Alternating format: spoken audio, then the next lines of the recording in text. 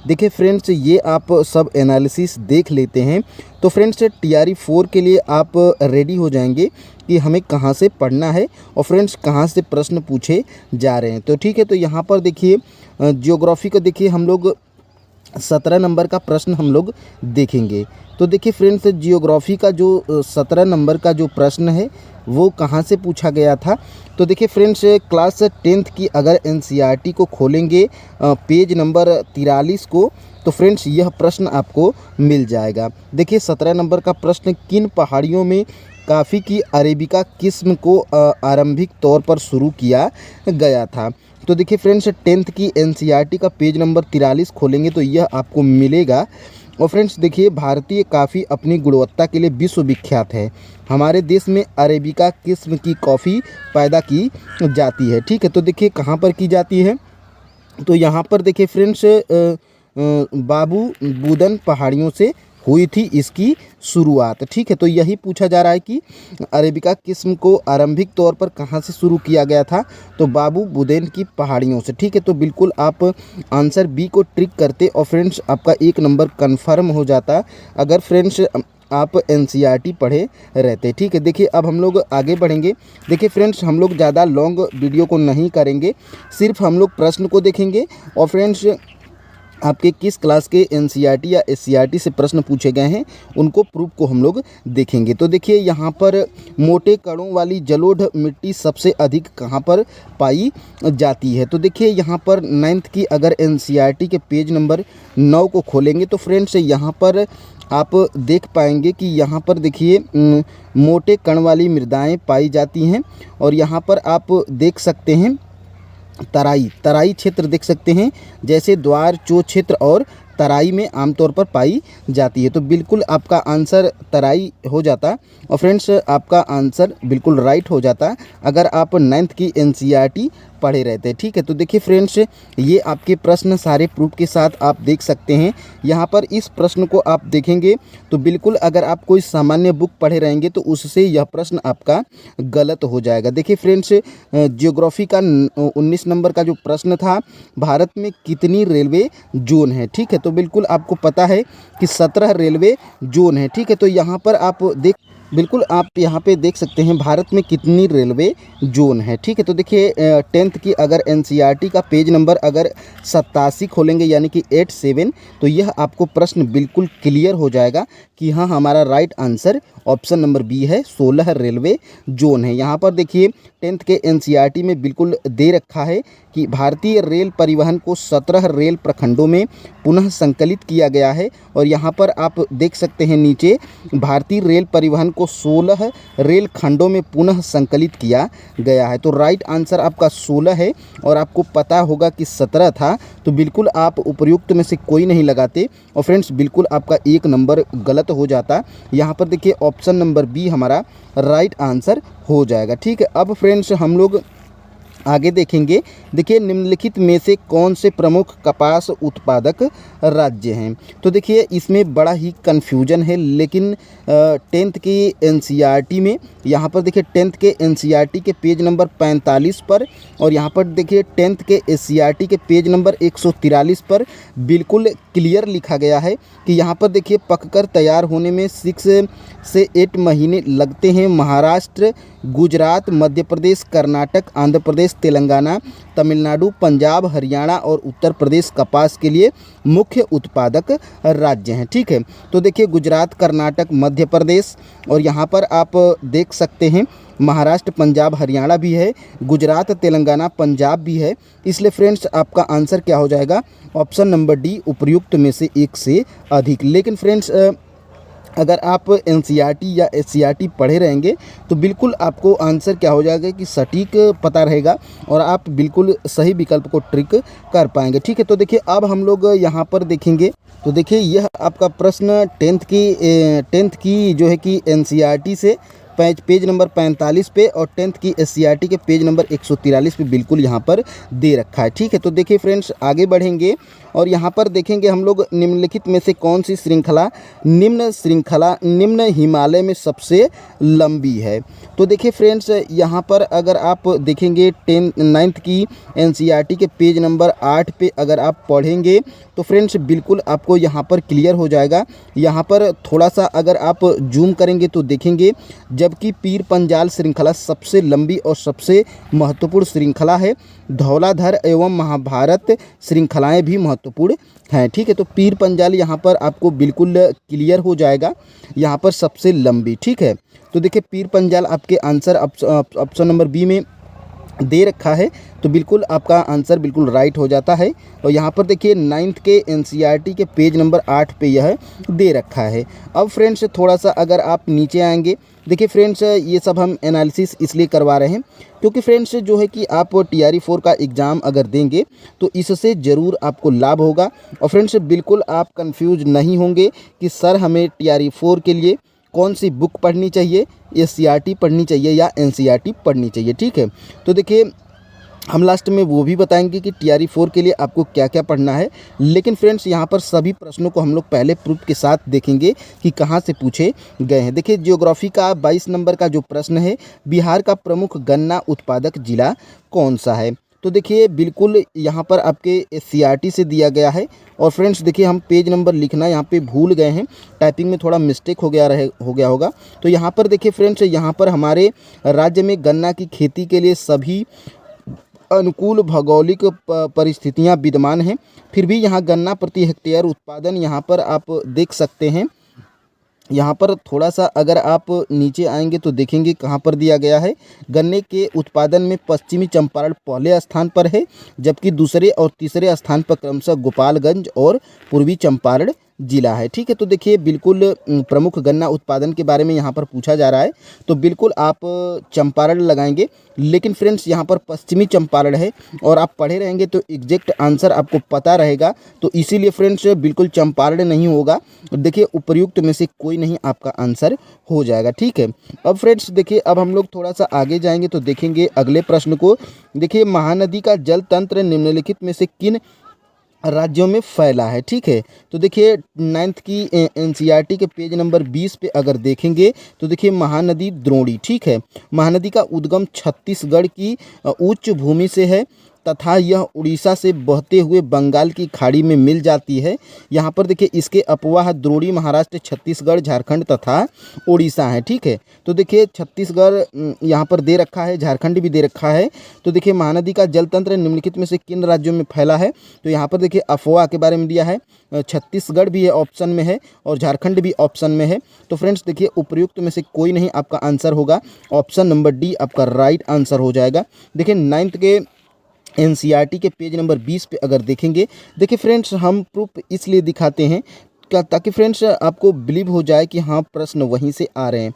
Page number बताने का हमारा सिर्फ यही मकसद है कि फ्रेंड्स आप अगर आपके पास होगी NCERT की बुक तो आप वहाँ पे देख सकते हैं। देखिए अगर पेज नंबर 20 पे नहीं होगा तो देखिए अगर हमारे पास क्या है कि हमारे पास ओल्ड NCERT रखी हुई है। ठीक है, तो हम ओल्ड NCERT के पेज नंबर से बताते हैं। अगर आपके पास न्यू NCERT होगी तो आप 21 पे देखेंगे या 22 पे देखेंगे तो यह प्रश्न बिल्कुल आपको मिल जाएगा। अब फ्रेंड्स देखिए आगे हम लोग बढ़ेंगे तो थोड़ा सा नीचे आएंगे तो देखेंगे पश्चिमी हिमालय में नदी की धारा का रास्ता बदलने वाली वहिकाओं को किस नाम से जाना जाता है। तो देखिए इस प्रश्न को हम लोग थोड़ा सा जूम करके देखेंगे।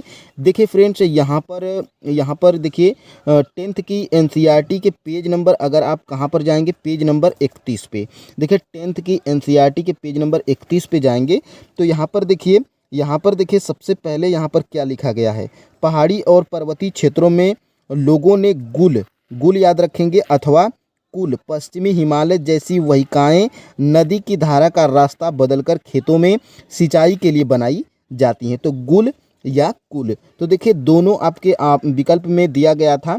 तो देखिए गुल या यहाँ पे देखिए सिर्फ गुल दिया गया था ऑप्शन में, तो बिल्कुल गुल या कुल कहते हैं, दोनों नाम एक ही है। तो आपका ऑप्शन नंबर बी वाला बिल्कुल राइट आंसर था। देखिए ज्योग्राफी का 24 नंबर का प्रश्न, देखिए 10th के NCERT के पेज नंबर 31 पे यह उपलब्ध है। ठीक है, अब फ्रेंड्स थोड़ा सा अगर आप नीचे जाएंगे तो देखेंगे यहाँ पर थार्नथवेट के जलवायु वर्गीकरण के अनुसार पूर्वी बिहार किस प्रकार की जलवायु का प्रतिनिधित्व करता है। ठीक है, तो देखिए इसका उल्लेख 7th के SCERT के पेज नंबर 73 पे जाएंगे तो यहाँ पर दे रखा है, लेकिन आपके विकल्प के अनुसार यह बिल्कुल ऑप्शन को क्लियर नहीं हो पाता है, लेकिन यहाँ पर दिया गया है, आप इसको पढ़ सकते हैं। ठीक है, अब देखिए थोड़ा सा अगर आप नीचे जाएंगे तो देखेंगे, देखिए फ्रेंड्स, वेम्बनाड झील भारत के निम्नलिखित में से किस राज्य में स्थित है। तो देखिए यह प्रश्न हमें न NCERT में मिला, न ही फ्रेंड्स SCERT में मिला, लेकिन किसी सामान्य बुक को जैसे आप लूसेंट को पढ़ेंगे तो यहाँ पर यह आपका आंसर मिल जाएगा। वेम्बनाड झील केरल में है। और यहाँ पर देखिए 27 नंबर का प्रश्न है, यहाँ पर देखिए 27 नंबर का प्रश्न है, निम्नलिखित में से कौन सा बंदरगाह स्थल है। ठीक है, तो देखिए 10th के NCERT के पेज नंबर 91 पे जाएंगे तो देखिए यहाँ पर देखिए क्या दिया गया है, यहाँ पर दिया गया है, यहाँ पर देखिए विशाखापट्टनम स्थल से घिरा गहरा व सुरक्षित पत्तन है। ठीक है, तो विशाखापट्टनम आपका जो है कि राइट आंसर हो जाएगा। ठीक है, और देखिए जियोग्राफी का 28 नंबर का अगर आप प्रश्न देखेंगे तो देखिए 2011 की जनगणना के अनुसार भारत की कुल जनसंख्या में बिहार की जनसंख्या कितने प्रतिशत थी। देखिए फ्रेंड्स, TRE 1 हो या TRE 2 हो या TRE 3 हो या TRE 3 का जो कैंसिल वाला एग्ज़ाम था उसमें लगभग 4 एग्ज़ाम TRE के हो चुके हैं। उसमें फ्रेंड्स 2011 की जनगणना में सभी पोर्शन में प्रश्न पूछे गए हैं, चाहे वो PRT हो, चाहे वो 6 to 8 हो, चाहे वो 9 to 10 हो, चाहे वो 11-12 हो, या तो फ्रेंड्स TGT हो या PGT हो, सभी में जनगणना 2011 से प्रश्न बिल्कुल पूछे गए हैं। और यहाँ पर देखिए पूछा गया है तो 2011 की जनगणना के अनुसार भारत की कुल जनसंख्या बिहार की कुल जनसंख्या की कितने प्रतिशत है। तो फ्रेंड्स देखिए यहाँ पर अगर आप देखेंगे तो हम यहाँ पर देखिए बता रहे हैं 8.6% है। ठीक है, लेकिन 8.6% आपके विकल्प में नहीं दिया गया है, तो उपयुक्त में से कोई नहीं आपका आंसर हो जाएगा। तो फ्रेंड्स देखिए 2011 की जनगणना आपके NCERT में भी है, लेकिन SCERT में भी है, लेकिन फ्रेंड्स विस्तार से नहीं दिया गया है, वहाँ से क्लियर नहीं होता है। तो फ्रेंड्स देखिए 2011 की जनगणना अगर आप TRE 4 का एग्ज़ाम देते हैं तो आप विस्तार से पढ़ लेंगे। ठीक है, कहीं और से। ठीक है, अब देखिए अब हम लोग थोड़ा सा अगर आप नीचे जाएंगे तो देखेंगे ज्योग्राफी का 29 नंबर का प्रश्न है, निम्नलिखित में से कौन सा शहर सिंधु व गंगा नदी प्रणालियों के जल विभाजक पर स्थित है। ठीक है, तो यहाँ पर अगर आप जाएंगे तो देखेंगे यहाँ पर देखिए अम्बाला नगर सिंधु तथा गंगा नदी तंत्रों के बीच जल विभाजक पर स्थित है। ठीक है, बिल्कुल सेम प्रश्न एग्जैक्ट उठा के आपके 9th के NCERT के पेज नंबर 19 से यह प्रश्न पूछा गया। ठीक है, आप प्रूफ के साथ भी यहाँ पर देख सकते हैं। ठीक है, तो यहाँ पर अम्बाला आप बिल्कुल टिक कर सकते हैं। ठीक है, ऑप्शन नंबर B। अब फ्रेंड्स थोड़ा सा अगर आप नीचे जाएंगे तो देखेंगे कटनी में उत्पादित प्रमुख खनिज कौन सा है। तो कटनी में उत्पादित देखिए भारत में बॉक्साइट, तो बॉक्साइट आपका राइट आंसर है। निक्षेप मुख्यतः अमरकंटक पठार मैकाल पहाड़ियाँ तथा बिलासपुर कटनी के पठारी प्रदेश में पाए जाते हैं। तो देखिए यहाँ पर बिल्कुल आपका राइट आंसर बॉक्साइट है। यहाँ पर देख सकते हैं आप 10th की NCERT के पेज नंबर 56 को अगर आप पढ़ेंगे तो बिल्कुल यह प्रश्न आपको मिल जाएगा। अब फ्रेंड्स थोड़ा सा अगर आप नीचे जाएंगे तो देखेंगे कब लक्षद्वीप मिनिकॉय तथा एमिन द्वीप का नाम बदलकर लक्षद्वीप रखा गया, कब रखा गया। तो देखिए फ्रेंड्स यहाँ पर अगर आप 9th के NCERT के पेज नंबर अगर आप 31 पे जाएंगे तो बिल्कुल यह प्रश्न, तो इस प्रश्न को आप प्रूफ के साथ देख सकते हैं 9th के NCERT के पेज नंबर 31 पे। देखिए फ्रेंड्स यहाँ पर केरल के मलाबार तट के पास लक्षद्वीप की स्थिति को ज्ञात कीजिए। द्वीपों का यह समूह छोटे, यहाँ पर देख सकते हैं पहले इनको लक्षद्वीप मिनिकॉय तथा एमन द्वीप के नाम से जाना जाता था। 1973 में इनका नाम लक्षद्वीप रखा गया। यह 32 वर्ग किलोमीटर के छोटे क्षेत्र में फैला है। ठीक है, तो देखिए एग्जैक्ट प्रश्न यहीं से बना है, यह आप यहाँ पे देख सकते हैं और फ्रेंड्स अनुमान लगा सकते हैं कि यह लाइन बिल्कुल 9th के NCERT के पेज नंबर 31 से उठाया गया है। देखिए फ्रेंड्स यहाँ पर आपका राइट आंसर क्या हो जाएगा 1973। देखिए यह बिल्कुल आपके कोई भी सामान्य GK के बुक में नहीं मिलेगा, लेकिन फ्रेंड्स अगर आप NCERT पढ़ेंगे तो आप TRE 4 में ज़्यादा प्रश्नों को कवर कर पाएंगे। ठीक है, तो देख सकते हैं इस प्रश्न को। अब थोड़ा सा नीचे आएंगे तो देखेंगे ज्योग्राफी का 32 नंबर का प्रश्न, पश्चिमी तट का मध्य भाग किस नाम से जाना जाता है। तो देखिए 10th की एनसीईआरटी का पेज नंबर अगर आप 13 खोलेंगे, देखिए फ्रेंड्स 10th की एनसीईआरटी के पेज नंबर 13 से लगभग आपके टीआरई 3 में 3 प्रश्न पूछे गए हैं। हम प्रूफ के साथ अभी देखेंगे।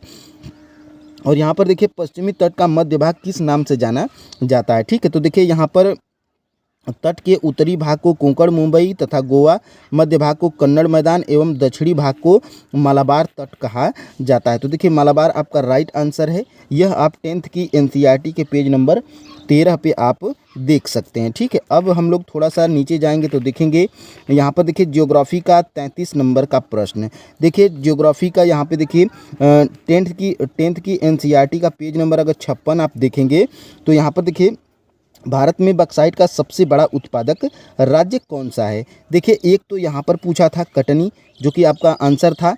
ठीक है, और बक्साइट आंसर था। और इसी प्रश्न को देखिए घुमा के ज्योग्राफी का 33 नंबर का प्रश्न पूछ लिया है कि भारत में बक्साइट का सबसे बड़ा उत्पादक राज्य कौन सा है। तो देखिए उड़ीसा है। ठीक है, तो उड़ीसा भारत का सबसे बड़ा बक्साइट उत्पादक राज्य है। यह लाइन बिल्कुल एनसीईआरटी की है, आप इसको देख सकते हैं। जबकि यहाँ पर जो है कि उड़ीसा आपके विकल्प में नहीं है, तो आप इनमें से उपयुक्त में से कोई नहीं लगा सकते हैं, बिल्कुल आपका राइट आंसर हो जाएगा। ठीक है, तो देखिए आप प्रूफ के साथ देख सकते हैं। अब हम लोग थोड़ा सा नीचे जाएंगे तो देखेंगे रेल होल खनन भारत के किस राज्य में किया जाता है। तो इस प्रश्न को आप देखे होंगे तो आपका दिमाग हिल गया होगा कि ये कहाँ से प्रश्न बन रहा है। तो देखिए यह प्रश्न आपके एनसीईआरटी से बनता है, आपको बिल्कुल कंफ्यूज नहीं होना है। इसीलिए फ्रेंड्स आप प्रूफ के साथ यहाँ पर देख सकते हैं 10th की एनसीईआरटी का पेज नंबर अगर आप 53 खोलेंगे तो यह रेल होल खनन के बारे में यहाँ पर दिया गया है। और यहाँ पर देखिए रेल होल खनन कहाँ पर किया जाता है, तो मेघालय में किया जाता है। यहाँ पर आप देख सकते हैं, और मेघालय आपके विकल्प में नहीं है, तो उपर्युक्त में से कोई नहीं आप यहाँ पे लगाएंगे, बिल्कुल आपको 1 नंबर मिल जाएगा। ठीक है, तो इसीलिए आपको एनसीईआरटी जरूर पढ़ना है। तो देखिए टीआरई 4 के लिए आप एनसीईआरटी जरूर पढ़िएगा 6 to 8 तक और 6 to 12 तक। ठीक है, 6 to 12 तक पढ़ेंगे तो आप कोई भी एग्ज़ाम देंगे, चाहे वो पीआरटी हो, जूनियर हो, टीजीटी हो, पीजीटी हो, 9 to 10 हो, 11 12 हो, सभी में बिल्कुल आप सटीक काम करेगा। और फ्रेंड्स आप बिल्कुल अच्छा स्कोर कर पाएंगे और एक सीट पक्की कर पाएंगे। ठीक है, तो अब हम लोग थोड़ा सा यहाँ पे नीचे जाएंगे तो देखेंगे, देखिए फ्रेंड्स फास्ट हम लोग देखेंगे। देखिए यह भारत में सन 1904 में प्रथम सीमेंट उद्योग संयंत्र कहाँ स्थापित किया गया था। देखिए बहुत ही चर्चित प्रश्न है, अगर आप नहीं पढ़े होंगे तो देखिए 10th के अगर एनसीईआरटी के पेज नंबर अगर 78 पे जाएंगे, अगर आपके पास न्यू है तो 79 पे जाएंगे तो बिल्कुल यह प्रश्न आपको मिलेगा, सीमेंट उद्योग। ठीक है, तो देखिए पहला सीमेंट उद्योग 1904 में चेन्नई में लगाया गया था। ठीक है, तो देखिए चेन्नई आपका राइट आंसर हो जाएगा, आपको 1 नंबर मिल जाएगा। ठीक है, तो देखिए 10th के एनसीईआरटी के पेज नंबर 78 पे। ठीक है, अब हम लोग फ्रेंड्स थोड़ा सा नीचे आएंगे तो देखेंगे 2001 और 2011 के मध्य बिहार में जनसंख्या की 10 की वृद्धि दर कितने प्रतिशत थी। ठीक है, तो कितने प्रतिशत थी, इसको भी हम लोग यहाँ पे थोड़ा सा प्रूफ के साथ देखेंगे। और फ्रेंड्स देखिए यह हमारा किसी भी एनसीईआरटी या एससीईआरटी में नहीं मिला है। ठीक है, तो यहाँ पर इसको हम लोग, इसका आंसर क्या हो जाएगा, तो देखिए इसका आंसर क्या हो जाएगा, तो इसका आंसर हो जाएगा 25.4 हो जाएगा। ठीक है, जो कि 25.4 हमारे किसी भी ऑप्शन में नहीं दिया गया है, तो बिल्कुल आप यहाँ पे क्या लगाएंगे, उपयुक्त में से कोई नहीं। ठीक है, तो देखिए 2011 की जनगणना बिल्कुल आपको पढ़ना बहुत ही ज़रूरी है। और यहाँ पे अगर आप थोड़ा सा अगर आप नीचे आएंगे तो देखेंगे इस प्रश्न को, देखिए 37 नंबर का प्रश्न आप यहाँ पे पढ़ेंगे, निम्नलिखित में से कौन सी सिंधु नदी सहायक नदी कश्मीर क्षेत्र में मिलती है। ठीक है, तो देखिए सिंधु के सहायक नदियाँ पूछा जा रहा है। अगर आप 10th की यहाँ पे देखिए 9th की अगर एनसीईआरटी पढ़ेंगे पेज नंबर 17 को, देखिए फ्रेंड्स पेज नंबर हम इसलिए बता रहे हैं कि आप देख सकें और आपको बिलीव हो सके। ठीक है, देखिए 9th के एनसीईआरटी के पेज नंबर अगर 17 पे जाएंगे तो यहाँ पर आप देख सकते हैं सिंधु नदी तंत्र। ठीक है, देखिए जास्कर, नुब्रा, श्योक तथा हुंजा इस नदी में मिलती हैं। ठीक है, तो देखिए जास्कर, नुब्रा, श्योक एवं हुंजा। ठीक है, तो देखिए तीनों ऑप्शन में बिल्कुल यहाँ पर आपको दिखाई दे रहा होगा श्योक, हुंजा और नुब्रा। तो देखिए उपयुक्त में से एक से अधिक, ऑप्शन नंबर डी बिल्कुल राइट आंसर हो जाएगा। देखिए यह ज्योग्राफी का 37 नंबर का प्रश्न आपके 9th के एनसीईआरटी के पेज नंबर 17 से पूछा गया है। ठीक है, अब हम लोग थोड़ा सा नीचे आएंगे तो देखेंगे 38 नंबर का प्रश्न। देखिए फ्रेंड्स, मालवा का पठार का संबंध किससे है? 38 नंबर का प्रश्न। देखिए 9th के एनसीईआरटी के पेज नंबर अगर 11 पे जाएंगे तो यह प्रश्न आपको बिल्कुल मिल जाएगा। यहाँ पे देख सकते हैं मध्य उच्च भूमि। देखिए मध्य उच्च भूमि तथा दक्कन का पठार है। नर्मदा नदी के उत्तर में प्रायद्वीप पठार का वह भाग जो कि मालवा के पठार के अधिकतर भागों पर फैला है, उसे मध्य उच्च भूमि के नाम से जाना जाता है। यह देखिए हाईलाइट किया गया है और यहाँ पे आप देख सकते हैं यह बिल्कुल लाइन यहीं से बनाई गई है और बिल्कुल आपका राइट आंसर क्या हो जाएगा? Option number C. देखिए कहाँ से प्रश्न पूछा गया है। 6 to 8 का जो है कि जो टीआरई 3 का जो पेपर हुआ था उसमें ज्योग्राफी का 38 नंबर का प्रश्न 9th के एनसीईआरटी के पेज नंबर 11 से यह प्रश्न बनाया गया था। अब हम लोग फ्रेंड्स आखिरी प्रश्न को देखेंगे और देखिए हम लगभग सभी प्रश्नों का एनालिसिस करवा दिए हैं 6 to 8 का ज्योग्राफी का। देखिए अगर आप अच्छा रिस्पॉन्स देते हैं इस वीडियो को तो फ्रेंड्स हम सारे सब्जेक्ट का एनालिसिस इसी तरह करते रहेंगे। और फ्रेंड्स आपको टीआरई 4 में बहुत ही हेल्प होगा कि प्रश्न हमें कहाँ से पूछता है और फ्रेंड्स हमें क्या पढ़ना है। ठीक है, देखिए ज्योग्राफी का 39 नंबर का प्रश्न। देखिए संयुक्त वन संबंध के लिए प्रथम प्रस्ताव किस राज्य ने पारित किया था? तो देख सकते हैं आप यहाँ पर भारत में, यहाँ पर देखिए औपचारिक रूप से इन कार्यक्रमों की शुरुआत 1988 में हुई थी जब उड़ीसा राज्य ने संयुक्त वन प्रबंधन का पहला प्रस्ताव पारित किया था। तो उड़ीसा बिल्कुल आपका राइट आंसर है, ऑप्शन नंबर बी। देखिए फ्रेंड्स 39 नंबर का प्रश्न ज्योग्राफी का, देखिए 10th के एनसीईआरटी के पेज नंबर 23 पे बिल्कुल यह उपलब्ध है। ठीक है, अब हम लोग फ्रेंड्स आखिरी प्रश्न को देखेंगे और यहाँ पर देखिए ज्योग्राफी का 40 नंबर का प्रश्न, बादाम पहाड़ लौह अयस्क की खान कहाँ स्थित है? ठीक है, तो देखिए फ्रेंड्स यह अगर आप 10th की एनसीईआरटी के पेज नंबर अगर 54 पे जाएंगे तो यह प्रश्न आपको मिल जाएगा। देखिए बादाम पहाड़ खदानों से निकाला जाता है। यहाँ पर अगर आप थोड़ा सा देखेंगे तो लौह अयस्क, यहाँ पर देखिए यहाँ से देखिए, यहाँ से आप देखना स्टार्ट कीजिए। लौह अयस्क, मयूरभंज व केदू झर। ठीक है, थोड़ा नाम टेढ़ा मेढ़ा है लेकिन आप यहाँ पे देख सकते हैं मयूरभंज, और मयूरभंज यहाँ पर है और केदू झर। ठीक है, जिलों में। तो देखिए ऑप्शन नंबर सी बिल्कुल आपका राइट आंसर हो जाएगा। देखिए फ्रेंड्स अगर आप एनसीईआरटी पढ़े रहेंगे तो यह प्रश्न बिल्कुल आप बना पाएंगे और देखिए यह लाइन बिल्कुल यहीं से पूछी गई है। ठीक है, तो देखिए सारे प्रश्न आपके एनसीईआरटी से बनते हैं। अब आपको क्या करना है टीआरई 4 के लिए। देखिए टीआरई 4 के लिए 15 नंबर का यह प्रश्न आपको दिख रहा होगा। यहाँ पर देखिए निम्न हिमाचल तथा शिवालिक के बीच में स्थित लंबवत घाटी को किस नाम से जाना जाता है? देखिए फ्रेंड्स यह क्या है? तो यह आपका एससीईआरटी है और यह आपका एनसीईआरटी है। ठीक है, तो फ्रेंड्स यहाँ पर थोड़ा सा अगर आप यहाँ पर नीचे देखेंगे तो देखिए फ्रेंड्स निम्न हिमाचल तथा शिवालिक के बीच स्थित लंबवत घाटी को दून के नाम से जाना जाता है। कुछ प्रसिद्ध दून हैं देहरादून, कोटली दून एवं पाटली दून। ठीक है, तो फ्रेंड्स इससे आप सिर्फ दून लगा सकते हैं लेकिन आयोग माना है उपयुक्त में से एक से अधिक। अगर आप यहाँ पर क्लास 9th की एससीईआरटी के पेज नंबर अगर 20 पे देखेंगे तो फ्रेंड्स यहाँ पर देखिए यह हिमालय का सबसे नवीन पर्वतीय भाग है।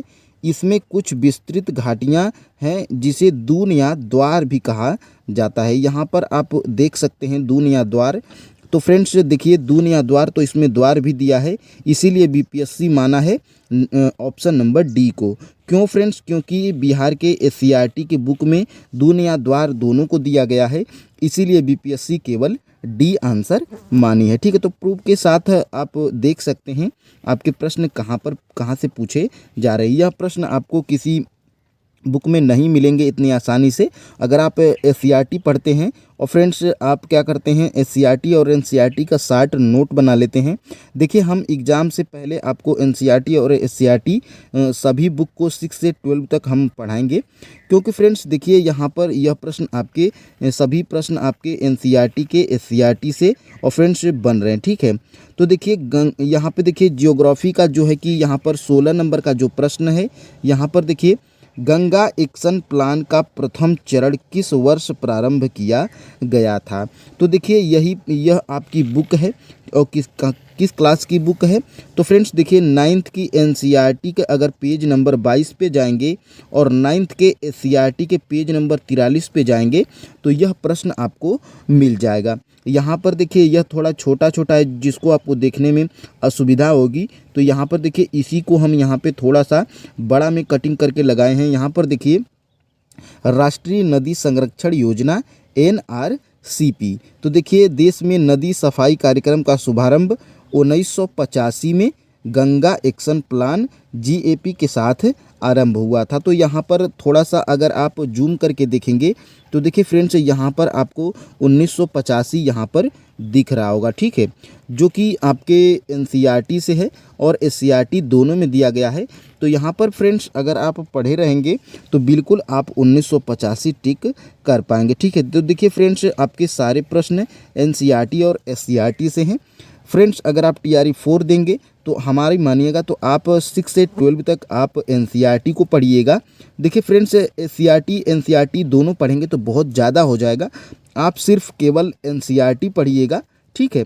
एससीईआरटी का कोई आप देख लीजिएगा, कोई 1-2 क्लास की पढ़िएगा, ठीक है, लेकिन 6 से 12 तक आपको एनसीईआरटी ज़रूर पढ़ना है, क्योंकि फ्रेंड्स सारे प्रश्न आपके वहीं से मिलते हैं, ठीक है। देखिए एससीईआरटी पढ़ने का ये मतलब होता है कि एससीईआरटी में देखिए बिहार राज्य विशेष की भी कुछ जानकारियाँ दी रहती हैं, ठीक है, लेकिन एनसीईआरटी में ये होता है कि वो सभी राज्य को विशेष दर्जा देकर चलते हैं।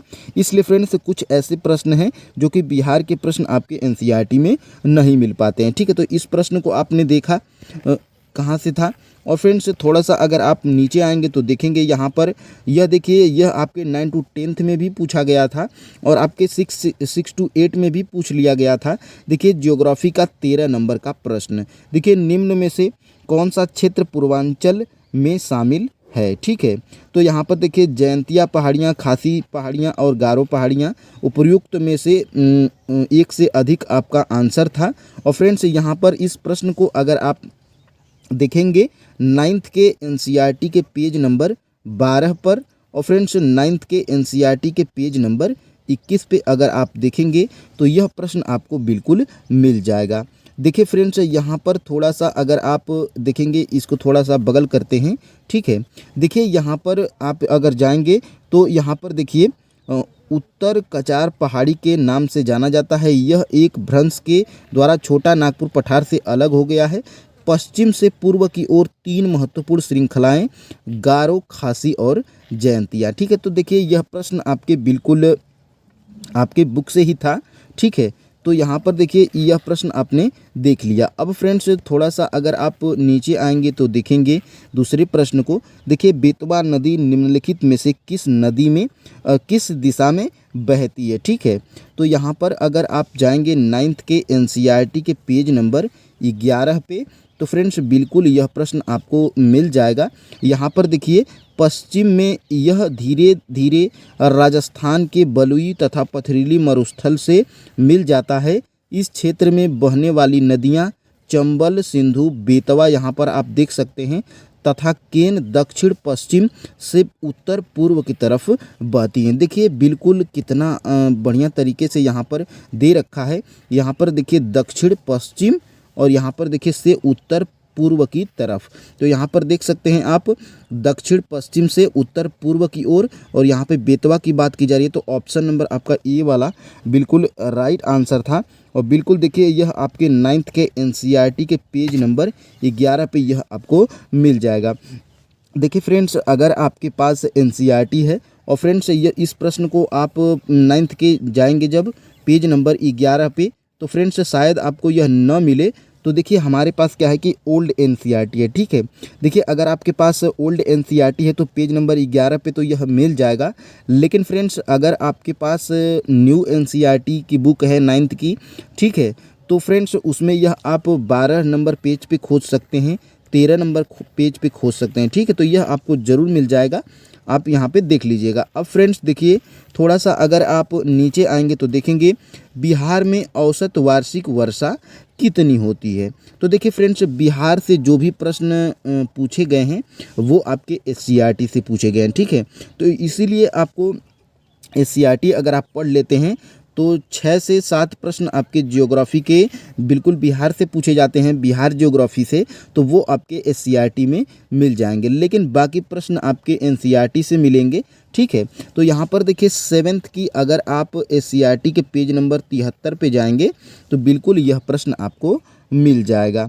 यहाँ पर देखिए, यहाँ पर थोड़ा सा अगर आप देखेंगे तो यहाँ वर्षा बंगाल की खाड़ी के मानसून से होती है, जो लगभग 100 से 150 सेंटीमीटर औसत वार्षिक वर्षा करती है, ठीक है। तो देखिए 100 से 150 है, जो कि ऑप्शन में एग्जैक्ट नहीं दिया गया है। तो देखिए 100 से 200 दिया गया है, तो इसी के बीच में आता है। तो फ्रेंड्स बिल्कुल आपका आंसर क्या हो जाएगा, ऑप्शन नंबर ए हो जाएगा, ठीक है। तो देखिए 7th के एससीईआरटी के पेज नंबर 73 से यह प्रश्न आपको मिला था। अब फ्रेंड्स थोड़ा सा अगर आप नीचे आएंगे तो देखेंगे अगले प्रश्न को। देखिए फ्रेंड्स हम लोग ज़्यादा लॉन्ग वीडियो नहीं करेंगे, बस हम लोग सिर्फ डायरेक्टली देखते जाएंगे कि कौन सा प्रश्न किस क्लास के किस पेज से पूछा गया है, एनसीईआरटी से कि एससीईआरटी से, ठीक है। तो यहाँ पर देखिए हाँ, हजीरा विजयपुर जगदीशपुर गैस पाइपलाइन की लंबाई कितनी है, ठीक है। तो देखिए इसकी लंबाई कितनी है, तो यहाँ पर देखिए बात करेंगे अगर आप एनसीईआरटी की, तो एनसीईआरटी में देखिए गेल द्वारा निर्मित पहली 1700 किलोमीटर लंबी Hazira Vijaipur Jagdishpur HVJ cross country gas pipeline ने मुंबई हाई और बसीन गैसों क्षेत्रों को पश्चिम और उत्तरी विभिन्न करके उर्वरी बिजली और औद्योगिक परिसरों से जोड़ा है, ठीक है। तो देखिए 1700 इसमें दिया गया है एनसीईआरटी में। और आप अगर एससीईआरटी में जाएंगे तो देखिए यहाँ पर एससीईआरटी में क्या दिया गया है, Hazira Vijaipur Jagdishpur gas pipeline 1730 kilometre, यानी कि एग्जैक्ट दिया गया है, ठीक है।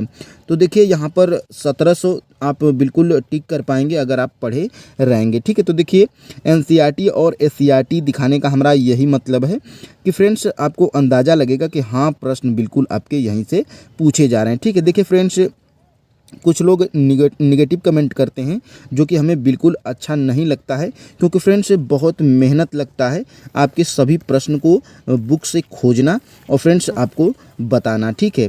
देखिए यहाँ पर 35 नंबर के अगर प्रश्न को अगर आप देखेंगे, देखिए 6 to 8 का है ज्योग्राफी का, जिसमें कौन सी नदी भारत और नेपाल के बीच सीमा बनाती है। तो देखिए काली नदी बनाती है, ऑप्शन नंबर सी बिल्कुल राइट आंसर है। यह आप अगर 11th के एनसीईआरटी के पेज नंबर अगर 23 पे जाएंगे तो यह प्रश्न बिल्कुल आपको मिल जाएगा। देखिए पेज नंबर यह 23 वाला है, जो कि इतना बड़ा है, जो कि आपको जूम करने पर भी अच्छा नहीं दिखेगा। तो यहाँ पर आप देख सकते हैं, इसीलिए हम यहाँ पे इतने वाले भाग को कट करके यहाँ पर लगा दिए हैं। यहाँ पर देखिए शारदा या सरयू नदी का उद्गम नेपाल हिमालय में मिलाम हिमनद में है, जहां इसे गौरी गंगा के नाम से जाना जाता है। यह भारत नेपाल सीमा के साथ बहती हुई, जहां इसे काली या चाइक कहा जाता है, ठीक है। तो यहाँ पे आप याद रख सकते हैं और फ्रेंड्स पढ़े रहेंगे तो बिल्कुल आप इस प्रश्न को सही टिक कर पाएंगे, ठीक है। देखिए फ्रेंड्स इनसे बहुत सारे प्रश्न आप देखिए, शारदा या सरयू नदी का उद्गम स्थल नेपाल हिमालय में मिलाल हिमनद में है, तो यह भी प्रश्न शायद आगे पूछा जा सकता है। तो फ्रेंड्स इसीलिए आपके लिए एनसीईआरटी और एससीईआरटी मोस्ट इम्पोर्टेंट है। अब देखिए फ्रेंड्स यहाँ पर आप देख सकते हैं मैग्नीज का उपयोग कहाँ किया जाता है। तो फ्रेंड्स देखिए मैग्नीज का उपयोग कहाँ किया जाता है, तो फ्रेंड्स देखिए मैग्नीज का उपयोग कहाँ पर किया जाता है। अगर आप यहाँ पे एनसीईआरटी में देखेंगे तो देखिए इसका उपयोग ब्लीचिंग पाउडर, कीटनाशक दवाएं व पेंट बनाने में किया जाता है। तो इससे आपका क्लियर नहीं होगा, लेकिन अगर आप यहाँ पे देखेंगे 10th की SCERT के पेज नंबर 89 पे अगर आप देखेंगे तो यहाँ पर देखिए क्या दिया गया है। तो यहाँ पर देखिए बैटरियों के निर्माण में इसका उपयोग शुष्क बैटरियों के निर्माण में, फोटोग्राफी, चमड़ा एवं माचिस उद्योग में भी होता है। ठीक है, तो यहाँ पर देखिए दिया गया है जो कि फोटोग्राफी और बैटरी उद्योग और माचिस उद्योग। तो यहाँ पे देखिए आयोग डी माना था, इसीलिए माना था क्योंकि बिहार अपने SCERT में यह दे रखा है। ठीक है, तो देखिए अगर आपको दिख नहीं रहा होगा तो आप यहाँ पे थोड़ा सा अगर आप जूम करेंगे तो देख सकते हैं आप यहाँ पर बैटरियों के निर्माण, फोटोग्राफी, चमड़ा एवं माचिस उद्योग में। तो देखिए माचिस भी उद्योग आपके ऑप्शन में दिया है, बैटरियों के निर्माण में और फोटोग्राफी, यानी कि तीनों ऑप्शन आपके बिहार के SCERT में दे रखा है, इसीलिए फ्रेंड्स आयोग डी माना था। अब देखिए यहाँ पर प्राकृतिक संसाधनों के संरक्षण के लिए अफ्रीकी सम्मेलन किस वर्ष आयोजित किया गया था। तो देखिए 10th की अगर आप बिहार की 10th की SCERT की बुक को पेज नंबर 66 पे अगर आप जाएंगे तो यहाँ पर आप देखेंगे कि वन्य जीव के संरक्षण के 2 या 2 से अधिक राष्ट्र समूहों के द्वारा अंतर्राष्ट्रीय समझौते के अंतर्गत नियम तथा कानूनी प्रावधान बनाए गए। प्राकृतिक संसाधनों के संरक्षण पर 1968 में अफ्रीकी कन्वेंशन अंतर्राष्ट्रीय महत्व के, यहाँ पर देखिए कन्वेंशन 1971 था, विश्व प्राकृतिक एवं सांस्कृतिक धरोहर संरक्षण एवं रक्षा अधिनियम 1972 अंतर्गत बनाया गया था। तो यहाँ पर देखिए 1968 आपको यहाँ पर दे रखा है, जो कि यहाँ पर आप देख सकते हैं। ठीक है, तो देखिए फ्रेंड्स 1968 अफ्रीकी कन्वेंशन, तो यह अगर आप पढ़े रहेंगे तो बिल्कुल फ्रेंड्स आप इस प्रश्न को टिक कर पाएंगे और 1 नंबर आपका जो है कि आसानी से मिल जाएगा 1968। तो देखिए आयोग सी माना था क्योंकि अपने SCERT में दे रखा है। ठीक है, तो देखिए अब हम लोग आगे बढ़ेंगे और यहाँ पर देखेंगे कुछ और प्रश्नों को। देखिए 53 नंबर के प्रश्न को देखेंगे। देखिए आप कंफ्यूज नहीं होंगे, 6 to 8 का यह जियोग्राफी का प्रश्न है। ठीक है, जियोग्राफी में देखिए जो सामान्य पेपर में 8 प्रश्न पूछे गए थे जियोग्राफी के, ये उनके प्रश्न हैं, और 40 प्रश्न जो जिनका जियोग्राफी सब्जेक्ट है यह उनका भी है। ठीक है, तो देखिए यहाँ पर 53, भारत में पानी का सर्वाधिक उपयोग किस प्रयोजन के लिए किया जाता है। तो सिंचाई के लिए किया जाता है। देखिए आप अगर 12th की NCERT के पेज नंबर 43 पे अगर आप जाएंगे तो देखिए यह प्रश्न आपको मिल जाएगा। देखिए पारंपरिक रूप से भारत एक कृषि प्रधान अर्थव्यवस्था और इसकी जनसंख्या का लगभग 2/3 भाग कृषि पर निर्भर है। इसीलिए पंचवर्षीय योजनाओं में कृषि उत्पादन को बढ़ाने के लिए सिंचाई के विकास को एक अति उच्च प्राथमिकता प्रदान की गई थी। तो देखिए फ्रेंड्स यह भारत की वर्तमान की जल की मांग सिंचाई। ठीक है, तो देखिए यह प्रश्न आपके NCERT से ही था। ठीक है, 12th की NCERT के जब आप जाएंगे ज्योग्राफी में तो पेज नंबर 43 पे यह प्रश्न आपको मिल जाएगा। अब फ्रेंड्स देखिए आगे बढ़ेंगे और देखिए बिहार दिवस मनाया जाता है। तो देखिए बिहार दिवस क्यों मनाया जाता है। तो देखिए ऑप्शन नंबर बी वाला 22 मार्च को बंगाल प्रेसिडेंसी से अलग होने के उपलक्ष्य में। तो देखिए यह आपके 9th के NCERT के पेज नंबर 59 पर दिया गया है, जो कि सबसे पहले ही हम बता चुके थे आपको, पहला प्रश्न यही बताए थे। देखिए क्या आप जानते हैं 22 मार्च 1912 में बिहार राज्य की स्थापना हुई थी। इसी दिन को बिहार दिवस के रूप में प्रतिवर्ष मनाया जाता है। तो देखिए 9th के NCERT के पेज नंबर 59 पे यह प्रश्न आपका दे रखा था। ठीक है, तो देखिए अब हम लोग थोड़ा सा आगे जाएंगे और यहाँ पर देखेंगे भारत में ज्वारी एवं तरंग ऊर्जा उत्पादन के लिए अधिक अनुकूल परिस्थितियाँ कहाँ पाई जाती हैं। तो खंबात की खाड़ी में। ठीक है, ऑप्शन नंबर सी। यहाँ पर देखिए 10th की SCERT के पेज नंबर 119 पे जाएंगे अगर आप, तो यहाँ पर आप देख सकते हैं खंबात की खाड़ी सबसे अनुकूल है, जहाँ पर देखिए ज्वारी तथा तरंग ऊर्जा। ठीक है, और यही पूछा था ज्वारी एवं तरंग ऊर्जा। और यहाँ पे देखिए खंबात की खाड़ी सबसे अनुकूल है, ठीक है।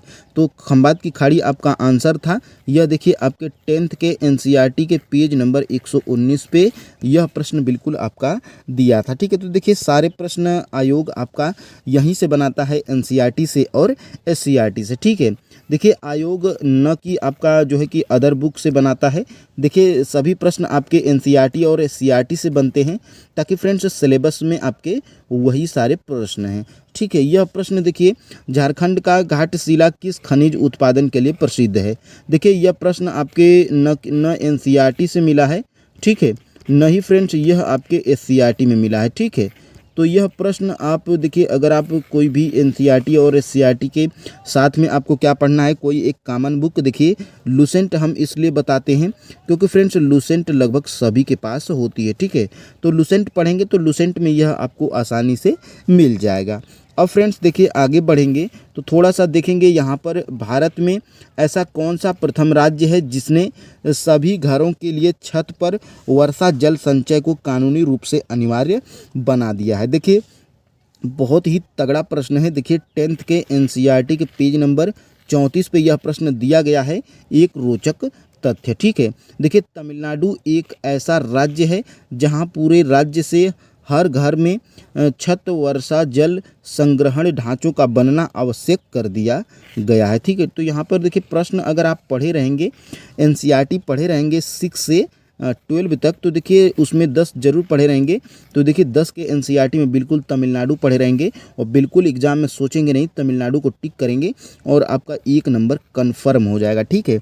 तो देखिए आपको एनसीईआरटी एससीईआरटी जरूर पढ़ लेना है, क्योंकि एग्ज़ाम अभी आपका जल्दी इतना होने वाला नहीं है। देखिए अप्रैल या मई में जाएगा, ठीक है, लेकिन फ्रेंड्स आएगा कन्फर्म। यहाँ पर देखिए ज्योग्राफी का दूसरा प्रश्न, यहाँ पर देखिए सदिया और धुबरी के मध्य राष्ट्रीय जलमार्ग संख्या 2, यानी कि राष्ट्रीय जलमार्ग 2 की बात की जा रही है, की लंबाई कितनी है, ठीक है। तो देखिए 10th के एनसीईआरटी के पेज नंबर अगर 90 पर अगर आप जाएंगे तो यहाँ पर अगर आप देखेंगे नौगम्य जलमार्ग संख्या 2, ठीक है। तो देखिए यहाँ पर देखिए आप यहाँ पर देखिए सदिया व धुबरी के मध्य 891, यहाँ पर देखिए 891 किमी लंबा ब्रह्मपुत्र नदी जलमार्ग नौगम्य जलमार्ग संख्या 2 के नाम से जाना जाता है, 891। तो देखिए 891 अगर आप पढ़े रहेंगे तो अगर आपको ऑप्शन में नहीं दिखेगा तो तुरंत आप ऑप्शन नंबर ई टिक करेंगे, उपयुक्त में से कोई नहीं, ठीक है। तो देखिए उपयुक्त में से कोई नहीं आपका आंसर है, क्योंकि यहाँ पर देखिए सदिया व धुबरी के मध्य 891 किमी लंबा ब्रह्मपुत्र नदी जल मार्ग है, ठीक है। तो देखिए 10th के एनसीईआरटी के पेज नंबर 90 पे यह प्रश्न आपको मिल जाएगा। अब फ्रेंड्स देखिए आगे बढ़ेंगे और यहाँ पर देखेंगे बेनूर जहाँ अत्यधिक सिंचाई कार्यों के साक्ष्य मिले हैं कहाँ पर स्थित है, यानी कि बेनूर कहाँ पर स्थित है यह आपको बताना है। तो देखिए फ्रेंड्स 10th की एनसीईआरटी के पेज नंबर अगर 28 पे जाएंगे तो यह प्रश्न आपको मिल जाएगा। देखिए फ्रेंड्स वेनूर, यहाँ पर देखिए, यहाँ पर आप ध्यान से देखिए वेनूर है, ठीक है, वेनूर कर्नाटक में है, ठीक है। तो तुरंत आप कर्नाटक टिक करेंगे और 1 नंबर आपका कंफर्म हो जाएगा, जो कि टीआरई 3 में यह प्रश्न पूछा गया था 6 to 8 के जियोग्राफी में, जिसका हम लोग एनालिसिस कर रहे हैं। तो फ्रेंड्स देखिए आप अगर एनसीईआरटी और एससीईआरटी पढ़े रहेंगे तो आपके बहुत सारे प्रश्न सही हो जाएंगे, ठीक है। तो फ्रेंड्स देखिए आप अच्छा स्कोर जरूर कर पाएंगे। देखिए कुमाऊं हिमालय निम्नलिखित में से किसके मध्य स्थित है, यानी कि कुमाऊं हिमालय जो है कि किसके मध्य स्थित है, ठीक है। तो यहाँ पर देखिए 9th की एनसीईआरटी के पेज नंबर 10 पे जाएंगे तो देखिए हिमालय का पश्चिम से पूर्व की ओर वर्गीकरण। देखिए यहाँ पर 2 नंबर आप देख रहे होंगे, हिमालय कुमाऊं हिमालय जो कि सतलुज एवं काली नदी के बीच में स्थित है, ठीक है। तो देखिए फ्रेंड्स सतलुज और काली नदी आपके ऑप्शन नंबर सी में दिया गया है, तो बिल्कुल आपका आंसर ऑप्शन नंबर सी हो जाएगा, जो कि आयोग भी यही माना था। तो फ्रेंड्स देखिए ऑप्शन नंबर सी आपका बिल्कुल राइट आंसर हो जाएगा। देखिए 10th के एनसीईआरटी के पेज नंबर 10 पे यह प्रश्न आपको मिल जाएगा। देखिए फ्रेंड्स बार बार हम बता रहे हैं, अगर आप टीआरई 4 में सफलता लेना चाहते हैं तो हमारे का 5 नंबर का जो प्रश्न है, निम्नलिखित में से कौन सा राज्य बांस ड्रिप सिंचाई प्रणाली के लिए जाना जाता है। ठीक है, तो देखिए यहाँ पर मेघालय जाना जाता है। ऑप्शन नंबर ए वाला बिल्कुल राइट आंसर है। और इसको भी अगर आप प्रूफ के साथ देखना चाहते हैं तो देखिए यहाँ पर 10th की एनसीईआरटी के पेज नंबर अगर 34 पे जाएंगे तो देखिए बांस ड्रिप सिंचाई प्रणाली, और यहाँ पे आपको दिख रहा होगा मेघालय। ठीक है, तो मेघालय बिल्कुल आपका राइट आंसर है। देखिए यहाँ पे बांस ड्रिप सिंचाई, और यहाँ पे देखिए मेघालय में नदियों व झरनों के मध्य के जल को बांस द्वारा बने पाइप द्वारा एकत्रित करके 200 वर्ष पुरानी विधि प्रचलित है। ठीक है, तो यहाँ पे देखिए बांस ड्रिप सिंचाई मेघालय। अगर आप पढ़े रहेंगे 10th की एनसीईआरटी तो यह आपको प्रश्न मिल जाएगा। और फ्रेंड्स देखिए बिल्कुल आपका ऑप्शन नंबर ए वाला बिल्कुल राइट हो जाएगा। ठीक है, अब देखिए यहाँ पर थोड़ा सा अगर आप जाएंगे नीचे तो देखिए बिल्कुल 1 नंबर का प्रश्न है, यह बिल्कुल टॉप लेवल का प्रश्न है। देखिए जियोग्राफी का 6 नंबर का प्रश्न। देखिए बिल्कुल एग्जैक्ट यहीं से पता चलता है कि फ्रेंड्स आयोग आपका एनसीईआरटी से ही प्रश्न बनाता है और सीईआरटी से ही। ठीक है, तो देखिए भारत के पश्चिम तट पर स्थित कोंकण रेलवे को किस समस्या का सामना करना पड़ता है। यह प्रश्न हम 100% गारंटी के साथ कह सकते हैं कि किसी भी कॉमन बुक जनरल नॉलेज में नहीं मिलेगा, क्योंकि फ्रेंड्स यह सिर्फ एनसीईआरटी में ही दिया गया है। देखिए 10th के एनसीईआरटी के पेज नंबर 88 पे अगर आप जाएंगे तो देखेंगे यहाँ पर देखिए यहाँ पे देखिए पश्चिम तट से कोंकण रेलवे के विकास ने यात्री व वस्तुओं के आवागमन को सुविधाजनक बनाया है। यद्यपि यहाँ असंख्य समस्याएं भी हैं, जैसे भूस्खलन तथा किसी भाग में रेलवे ट्रैक का धंसना। ठीक है, तो देखिए यहाँ पर भूस्खलन और ट्रैक का धंसना देखिए उपर्युक्त में से एक से अधिक आपका आंसर था ऑप्शन नंबर डी। ठीक है, तो देखिए 10th के एनसीईआरटी के पेज नंबर 88 पे यह प्रश्न आपको मिल जाएगा। ठीक है, तो देखिए कितना बढ़िया यहाँ पे पता चलता है। तो